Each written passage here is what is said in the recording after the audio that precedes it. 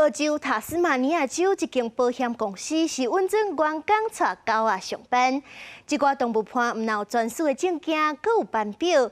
专家就认为讲，这寡动物伴是会当互人做工过，阁较有效率，卖当消透压力。 澳洲总人口2700万，宠物的数量挖近2900万只，是全球饲宠物的比率上悬的国家之一。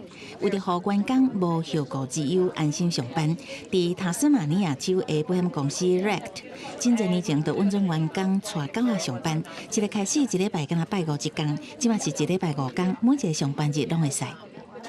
Seeing everyone's faces light up when the dog walks around the call centre and they can all reach out and give her a little pat, and it clearly makes people's day.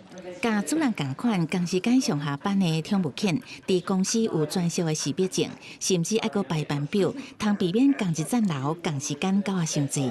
民间慈善团体澳洲伴侣动物网络提倡互宠物进入工作场所，讲有证据显示，这个适合朋友有助提升生产力，疏解压力。 It's proven that it decreases stress in the workplace, increases productivity, and it retains staff. It brings joy to the staff. It causes a greater collaborative working space for people.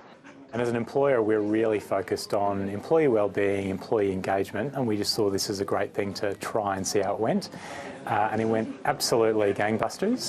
不过专家提醒，唔是所有动物拢适合进入工作场所。举一个例来讲，可能会加电线的土啊，因为安全的区域都无适合。地水间甲实验室，这有可能放化学物品的所在，上好嘛设立做宠物的禁止区。公司新闻王慧文编译。